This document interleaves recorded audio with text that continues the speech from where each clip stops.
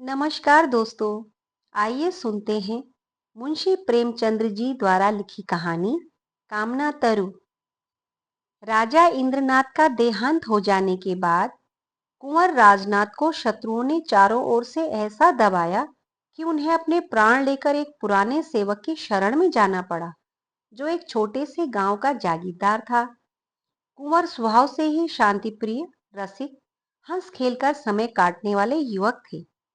रण क्षेत्र की अपेक्षा कवित्व के क्षेत्र में वे अपना चमत्कार दिखाना उन्हें ज्यादा पसंद था।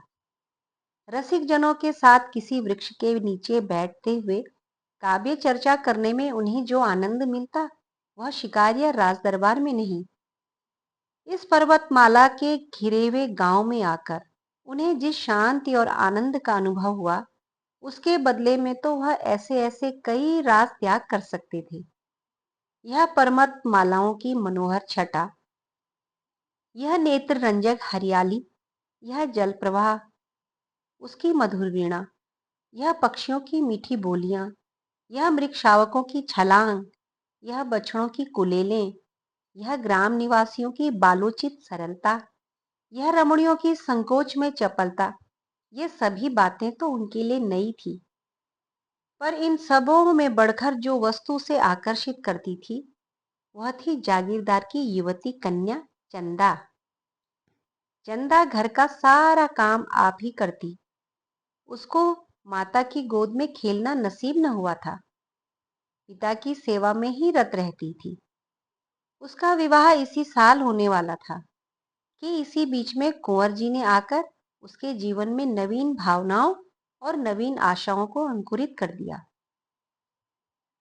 उसने अपने पति का जो चित्र मन में खींच रखा था, वही मानव रूप धारण करके वह उनके सम्मुख आ गया। कुंवर की आदर्श रमणी भी चंदा ही के रूप में अवतरित हो गई।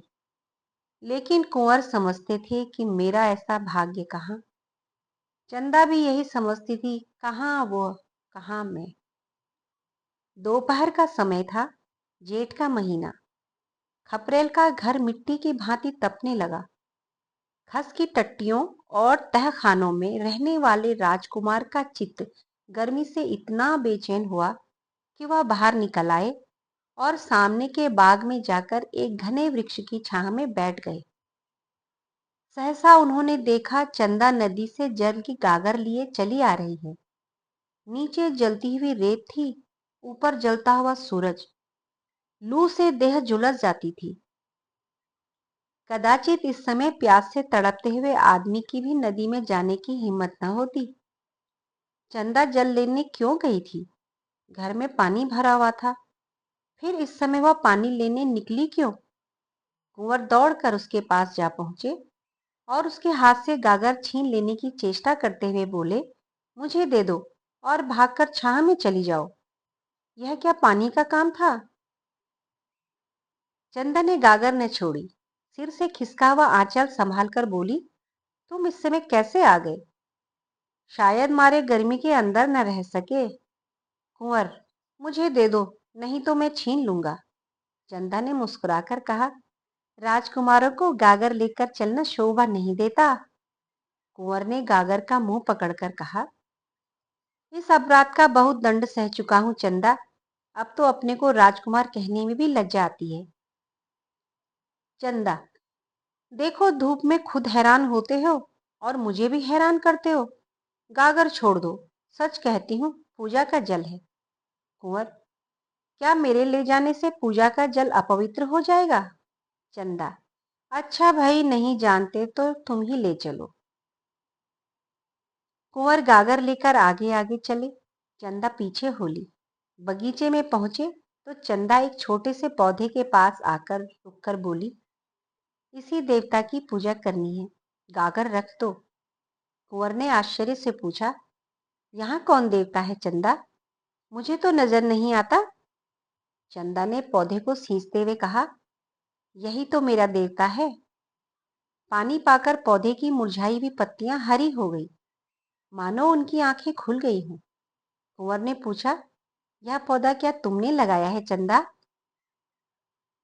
चंदा ने पौधे को एक सीधी लकड़ी से बांधते हुए कहा, हाँ, उसी दिन तो जब तुम यहाँ आए थे, यहाँ पहले मेरी गुड़िया का घरौंदा था। मैंने गुड़ियों पर छाह करने के लिए यह अमोल लगा दिया। फिर मुझे इसकी याद ही नहीं रही। घर के काम धंधे में भूल गई। जिस दिन तुम यहाँ आए, मुझे न जाने क्यों इस पौधे की याद आ गई। मैंने आकर देखा तो यह सूख गया था। मैंने तुरंत पानी लाकर इसे सींचा तो कुछ कुछ ताजा होने लगा। तब से रोज इसे सींचती हूँ। देखो कितना हरा भरा हो गया है। यह कहते कहते उसने सिर उठाकर कुंवर की ओर ताकते हुए कहा, और सब काम भूल जाऊं, पर इस पौधे को पानी देना नहीं भूलती। तुम ही इसके प्राणदाता हो। यह तुम ही ने आकर इसे जिला दिया, नहीं तो बेचारा सूख गया होता। यह तुम्हारे शुभागम का स्मृति चिन्ह है। जरा इसे देखो, मालूम होता है हंस रहा है। मुझे तो ऐसा जान पड़ता है कि यह मुझसे बोलता है। सच कहती हूँ, कभी यह रोता है, कभी हंसता है, कभी रूठता भी है। आज तुम्हारा लाया हुआ पानी पाकर यह फूला नहीं समाता। एक एक पत्ता तुम्हें धन्यवाद दे रहा है। कुंवर को ऐसा जान पड़ा मानो वह पौधा कोई नन्हा सा क्रीड़ाशील बालक है, जिसे चुम्बन से प्रसन्न होकर बालक गोद में चढ़ने के लिए दोनों हाथ फैला देता है। उसी भांति यह पौधा भी हाथ फैलाए जान पड़ा। उसके एक एक अणु में चंदा का प्रेम झलक रहा था। चंदा के घर में खेती के सभी औजार थे। कुंवर एक फावड़ा उठा लाए और पौधे का एक थाला बनाकर चारों ओर से ऊंची मेड़ उठा दी। फिर खुरपी लेकर अंदर की मिट्टी को गोड़ दिया। पौधा और भी लहलहा उठा। चंदा बोली, कुछ सुनते हो? क्या कह रहा है? कुंवर ने मुस्कुराकर कहा, हाँ, कहता है अम्मा की गोद में बैठूंगा। चंदा, नहीं, कह रहा है इतना प्रेम करके फिर भूल न जाना। मगर कुंवर को अभी राजपुत्र होने का दंड भोगना बाकी था। शत्रुओं को न जाने कैसे उनकी टोह मिल गई। इधर तो हित चिंतकों के आग्रह में विवश होकर बूढ़ा कुबेर सिंह चंदा और कुंवर के विवाह की तैयारियां कर रहा था। उधर शत्रुओं का एक दल सिर पर आ पहुंचा। कुंवर ने उस पौधे के आसपास फूल पत्ते लगाकर एक फुलवाड़ी सी बना दी थी। पौधे को सींचना अब उनका काम था। प्रातः काल वह कंधे पर कांवड़ रखे नदी से पानी ला रहे थे कि 10-12 आदमियों ने उन्हें रास्ते में घेर लिया। कुबेर सिंह तलवार लेकर दौड़ा, लेकिन शत्रुओं ने उसे मार गिराया। अकेला शस्त्रहीन कुंवर क्या करता? कंधे पर कांवर रखे हुए बोला, अब क्यों मेरे पीछे पड़े हो भाई? मैंने तो सब कुछ छोड़ दिया है। सरदार बोला, हमें आपको पकड़कर ले जाने का हुक्म है। तुम्हारा स्वामी मुझे इस दशा में भी क्या नहीं देख सकता? खैर, अगर धर्म समझो तो कुबेर सिंह की तलवार मुझे दे दो। अपनी स्वाधीनता के लिए लड़कर प्राण दूं। इसका उत्तर यही मिला कि सिपाहियों ने कुंवर को पकड़कर मुश्कें कस दी और उसे घोड़े पर बैठाकर घोड़े को भगा दिया। कांवड़ वहीं पड़ी रह गई। उसी समय चंदा घर से निकली, देखा कांवड़ पड़ी हुई है और कुंवर को लोग घोड़े पर बैठाए ले जा रहे हैं। चोट खाए हुए पक्षी की भांति वह कदम कदम दौड़ी, फिर गिर पड़ी। उसकी आंखों में अंधेरा छा गया। सहसा उसकी दृष्टि पिता की लाश पर पड़ी। वह गड़बड़ाकर उठी और लाश के पास पहुंची। कुबेर अभी मरा न था, प्राण आंखों में अटके हुए थे। चंदा को देखते ही क्षीण स्वर में बोला, बेटी कुंवर। इसके आगे वह कुछ न कह सका। प्राण निकल गए। पर इस एक शब्द कुंवर ने उसका आशय प्रकट कर दिया। 20 वर्ष बीत गए। कुंवर कैद से न छूट सके। यह एक पहाड़ी किला था। जहां तक निगाह जाती पहाड़ियां ही नजर आती। किले में उन्हें कोई कष्ट न था। नौकर चाकर, भोजन, वस्त्र, सैर शिकार, किसी भी बात की कमी न थी। पर उस वियोगिनी को कौन शांत करता, जो नित्य कुंवर के हृदय में जला करती थी। जीवन में अब उनके लिए और कोई आशा न थी, न कोई प्रकाश था। अगर कोई इच्छा थी तो यही कि एक बार उस प्रेम तीर्थ की यात्रा कर ले, जहां उन्हें वह सब कुछ मिला जो मनुष्य को मिल सकता था। हाँ, उनके मन में एकमात्र यही अभिलाषा थी कि उस पवित्र स्मृतियों से रंजित भूमि के दर्शन करके जीवन को उसी नदी के तट पर अंत कर दे। वही नदी का किनारा, वही वृक्षों का कुंज, वही चंदा का छोटा सा सुंदर घर उसकी आंखों में फिरा करता। और वह पौधा जिसे उन दोनों ने मिलकर सींचा था, उसमें तो मानो उनके प्राण ही बसते थे। क्या वह दिन भी आएगा जब वह उस पौधे को हरी हरी पत्तियों से लदा हुआ देखेगा? कौन जाने अब वह है भी या सूख गया। कौन अब उसको सोचता होगा, चंदा इतने दिनों अविवाहित थोड़े ही बैठी होगी। ऐसा संभव भी तो नहीं, उसे अब मेरी सुध भी न होगी। हाँ, शायद कभी अपने घर की याद खींच लाती हो तो पौधे को देखकर उसे मेरी याद आ जाती हो। मुझ जैसे अभागे के लिए इससे अधिक और वह कर भी क्या सकती है। उस भूमि को एक बार देखने के लिए वह अपना जीवन दे सकता था, पर यह अभिलाषा पूरी न होती थी। आह, एक युग बीत गया। शोक और नैराश्य ने उठती जवानी को कुचल दिया। न आंखों में ज्योति रही, न पैरों में शक्ति। जीवन क्या था? एक दुखदाई स्वप्न था। उस सघन अंधकार में उसे कुछ न सूझता था। बस जीवन का आधार एक अभिलाषा थी, एक सुखद स्वप्न जो जीवन में न जाने कब उसने देखा था। एक बार फिर वही स्वप्न देखना चाहता था। फिर उसकी अभिलाषाओं का अंत भी हो जाए तो उसे कोई इच्छा न रहेगी। सारा अनंत भविष्य, सारी अनंत चिंताएं इसी एक स्वप्न में लीन हो जाती थी। उसके रक्षकों को अब उसकी ओर से कोई शंका न थी। उन्हें उस पर दया आती थी। रात को पहरे पर कोई एक आदमी रह जाता था और बाकी लोग मीठी नींद सोते थे। कुंवर भाग जा सकता था, इसकी कोई संभावना, कोई शंका न थी। यहाँ तक कि एक दिन एक सिपाही भी निशंक होकर बंदूक लिए लेटा रहा। निद्रा किसी हिंसक पशु की भांति ताक लगाई बैठी थी, लेटते ही टूट पड़ी। कुंवर ने सिपाही के नाक की आवाज सुनी। उनका हृदय बड़े वेग से उछलने लगा। यह आवाज आज कितने दिनों के बाद मिली। वह उठे, मगर पांव थर-थर कांप रहे थे। बरामदे के नीचे उतरने का साहस ही न हो सका। कहीं इसकी नींद खुल गई तो? हिंसा उनकी सहायता कर सकती थी। सिपाही की बगल में उसकी तलवार पड़ी थी, पर प्रेम को हिंसा से बैर है ना। कुंवर ने सिपाही को जगा दिया। वह चौंक कर उठ बैठा। रहा सहा संशय भी उसके दिल से निकल गया। दूसरी बार जो सोया तो खर्राटे लेने लगा।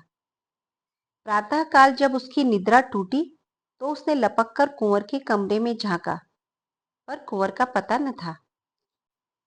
कुंवर इस समय हवा के घोड़ों पर सवार कल्पना की द्रुत गति से भागा जा रहा था, उस स्थान को जहां उसने सुख स्वप्न देखा था। किले में चारों ओर तलाश हुई, नायक ने सवार दौड़ाए, पर कहीं पता न चला। पहाड़ी रास्तों का काटना कठिन, उस पर अज्ञातवास की कैद, मृत्यु के दूत पीछे लगे हुए, जिनसे बचना मुश्किल था। कुंवर को कामना तीर्थ में महीनों लग गए। जब यात्रा पूरी हुई तो कुंवर ने एक कामना के सिवाय और कुछ शेष न मिला। दिन भर की कठिन यात्रा के बाद जब वह उस स्थान पर पहुंचे तो संध्या हो गई थी। वहां बस्ती का नाम भी न था। दो चार टूटे फूटे झोपड़े उस बस्ती के चिन्ह स्वरूप शेष रह गए थे। वह झोपड़ा जिसमें कभी प्रेम का प्रकाश था, जिसके नीचे उन्होंने जीवन के सुख में दिन काटे थे, जो उनकी कामनाओं का आगार और उनकी उपासना का मंदिर था, अब उनकी अभिलाषाओं की भांति भग्न हो गया था। झोपड़े की भग्नावस्था मूक भाषा में अपनी करुण कथा सुना रही थी। कुंवर उसे देखते रहे। चंदा, चंदा पुकार कर दौड़ा। उसने उस रज को माथे पर मला, मानो किसी देवता की विभूति हो, और उस पर टूटी हुई दीवारों से चिमटकर बड़ी देर तक रोता रहा। हाय रे अभिलाषा, यह रोने के लिए ही इतनी दूर आया था। रोने की ही अभिलाषा इतनी दिनों से उसे विकल कर रही थी। पर इस रोदन में भी कितना स्वर्गीय आनंद था। क्या समस्त संसार का सुख इन आंसुओं की तुलना कर सकता था? तब वह झोपड़े से निकला। सामने मैदान में एक वृक्ष हरे भरे नवीन पल्लवों को गोद में लिए मानो उसका स्वागत करने को खड़ा था। यह वही पौधा है जिसे आज से 20 वर्ष पहले दोनों ने आरोपित किया था। कुंवर उन्मत्त की भांति दौड़ा और आकर उस वृक्ष से लिपट गया, मानो कोई पिता अपने मातृहीन पुत्र को छाती से लगाए हुए हो। यह उसी प्रेम की निशानी है, उसी अक्षय प्रेम की, जो इतने दिनों के बाद आज इतना विशाल हो गया है। कुंवर का हृदय ऐसा फूल उठा मानो इस वृक्ष को अपने अंदर रख लेगा, जिसमें उसे हवा का झोंका भी न लगे। उसके एक एक पल्लव पर चंदा की स्मृति बैठी हुई थी। पक्षियों का इतना रम्य संगीत क्या कभी उसने सुना? उसके हाथों में न दम था। सारी देह भूख प्यास और थकन से शिथिल हो रही थी, पर वह उस वृक्ष पर चढ़ गया। इतनी फुर्ती से चढ़ा कि बंदर भी न चढ़ता। सबसे पुरानी फुनगी पर बैठकर उसने चारों ओर गर्वपूर्ण दृष्टि डाली। यही उसकी कामनाओं का स्वर्ग था। सारा दृश्य चंदामय हो रहा था। दूर की नीली पर्वत श्रेणियों पर बैठी चंदा गा रही थी। आकाश में तैरने वाली लालिमा मई नौकाओं पर चंदा भी उड़ी जा रही थी। सूर्य की श्वेत पीत प्रकाश की रेखाओं पर चंदा ही बैठी हंस रही थी। कुंवर के मन में आया, पक्षी होता तो इन्हीं डालियों पर बैठा हुआ जीवन के दिन पूरा करता। तब अंधेरा हो गया तो कुंवर नीचे उतरा और उसी वृक्ष के नीचे थोड़ी सी भूमि झाड़कर पत्तियों की शैया बनाई और लेटा। यही उसके जीवन का स्वर्ण स्वप्न था। आह, यही वैराग्य! अब वह इस वृक्ष की शरण छोड़कर कभी कहीं न जाएगा। दिल्ली के तख्त के लिए भी वह इस आश्रम को न छोड़ेगा। उस स्निग्ध अमल चांदनी में सहसा एक पक्षी आकर उसकी वृक्ष पर बैठा और दर्द में डूबे हुए स्वरों में गाने लगा। ऐसा जान पड़ा मानो वह वृक्ष सिर धुन गा रहा है। वह नीरव रात्रि उस वेदनामय संगीत में हिल उठी। कुंवर का हृदय इस तरह ऐंठने लगा मानो वह फट जाएगा। उस स्वर में करुणा और वियोग के तीर भरे हुए थे। आह, पक्षी, तेरा जोड़ा भी अवश्य बिछुड़ गया है। नहीं, तेरे राग में इतनी व्यथा, इतना विषाद, इतना रुदन कहाँ से आता? कुंवर के हृदय के टुकड़े हुए जाते थे। एक एक स्वर तीर की भांति दिल को छेदे डालता था। वहां बैठे न रह सके, उठकर एक आत्मविस्मृत की दशा में दौड़े हुए झोपड़ी में गए। वहां से फिर वृक्ष के नीचे आए। उस पक्षी को कैसे पाएं? कहीं दिखाई नहीं देता। पक्षी का गाना बंद हुआ तो कुंवर को नींद आ गई। उन्हें स्वप्न में ऐसा जान पड़ा कि वही पक्षी उनके समीप आया। कुंवर ने ध्यान से देखा तो वह पक्षी न था, चंदा थी, प्रत्यक्ष चंदा। कुंवर ने पूछा, चंदा, यह पक्षी यहाँ कहाँ? मैं ही तो वह पक्षी हूँ। कुंवर, तुम पक्षी हो? क्या तुम गा रही थी? चंदा, हाँ प्रियतम, मैं ही गा रही थी। इसी तरह रोते एक युग बीत गया। कुंवर, तुम्हारा घोंसला कहाँ है? उसी झोपड़े में जहां तुम्हारी खाट थी। उसी खाट के बाण से मैंने अपना घोंसला बनाया है। कुंवर, और तुम्हारा जोड़ा कहाँ है? चंदा, मैं अकेली हूँ। चंदा को अपने प्रियतम के स्मरण करने में, उसके लिए रोने में जो सुख है वह जोड़े में नहीं। मैं इसी तरह अकेली रहूंगी और अकेली मरूंगी। कुंवर, क्या मैं पक्षी नहीं हो सकता? चंदा चली गई। कुंवर की नींद खुली। उषा की लालिमा आकाश पर छाई हुई थी और वह चिड़िया कुंवर की शैया के समीप एक डाल पर बैठी चहक रही थी। अब उस संगीत में करुणा न थी, विलाप न था, उसमें आनंद था, चापल्य था, सारस्य था।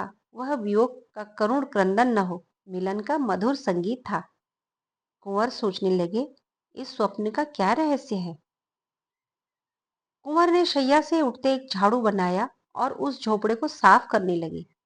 उसने जीते जी इसकी यह भग्न दशा न रह सकेगी। वह इसकी दीवारें उठाएंगे, इस पर छप्पर डालेंगे, इसे लीपेंगे। उसमें उनका चंद स्मृति वास करती है। झोपड़े के एक कोने में वह कांवर रखी हुई थी, जिस पर पानी ला लाकर वह वृक्ष को सींचते थे। उन्होंने कावड़ उठा ली और पानी लाने लगे। 2 दिन से कुछ भोजन न किया था। रात को भूख लगी थी, पर इस समय भोजन की बिल्कुल इच्छा न थी। देह में एक अद्भुत स्फूर्ति का अनुभव होता था। उन्होंने नदी से पानी ला लाकर मिट्टी भिगोना शुरू किया। दौड़े जाते थे और दौड़े आते थे। इतनी शक्ति तो उनमें कभी न थी। एक ही दिन में इतनी दीवार उठ गई जितनी 4 मजदूर भी न उठा सकते थे। और कितनी सीधी चिकनी दीवार थी कि कारीगर भी देखकर लज्जित हो जाता। प्रेम की शक्ति अपार है। संध्या हो गई। चिड़ियों ने बसेरा लिया। वृक्षों ने भी आंखें बंद की। मगर कुंवर को आराम कहाँ। तारों के मलिन प्रकाश में मिट्टी की रद्दे रखे जाते थे। हाय रे कामना, क्या तू इसके प्राण लेकर ही छोड़ेगी। वृक्ष पर पक्षी का मधुर स्वर सुनाई दिया। कुंवर के हाथों से घड़ा छूट पड़ा। हाथ और पैरों में मिट्टी लपेटे वह वृक्ष के नीचे जाकर बैठ गए। उस स्वर में कितना लालित्य था, कितना उल्लास, कितनी ज्योति। मानव संगीत इसके सामने बेसुरा आलाप था।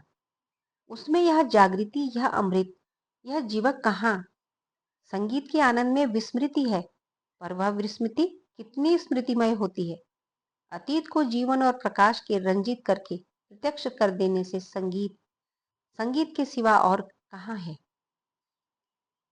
कुंवर के हृदय नेत्रों के सामने वह दृश्य आ खड़ा हुआ, जब चंदा इस पौधे को नदी से जल ला ला कर सींचती थी। हाय, क्या वे दिन फिर आ सकते हैं। सहसा एक बटोही आकर खड़ा हो गया और कुंवर को देखकर प्रश्न करने लगा, जो साधारणतः दो अपरिचित प्राणियों में हुआ करते हैं। कौन हो, कहाँ से आते हो, कहाँ जाओगे। पहले वह भी इसी गांव में रहता था, पर जब वह गांव उजड़ गया तो समीप के दूसरे गांव में जा बसा। अब भी उसके खेत यहाँ थे। रात को जंगली पशुओं से अपने खेतों की रक्षा करने के लिए यहाँ सोता था। कुंवर ने पूछा, तुम्हें मालूम है इस गांव में एक कुबेर सिंह ठाकुर रहते थे। किसान ने बड़ी उत्सुकता से कहा, हाँ हाँ भाई, जानता क्यों नहीं। बेचारे यहीं तो मारे गए।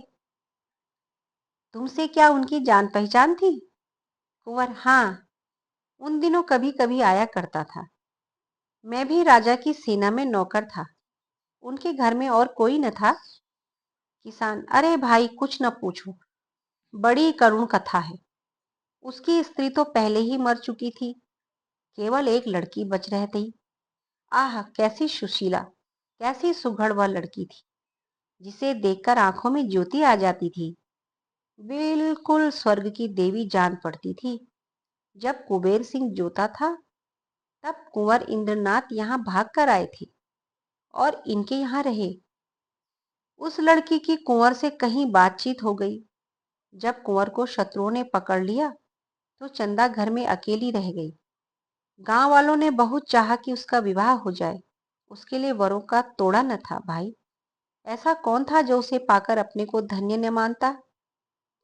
पर वह किसी से विवाह करने को राजी न हुई। यह पेड़ जो तुम देख रहे हो ना, तब यह छोटा सा पौधा था। इसके आसपास फूलों की और क्यारियां थी। इन्हीं को गोड़ने, निराने, सींचने में उसका दिन कटता था। बस कहती कि हमारे कुंवर साहब आते होंगे।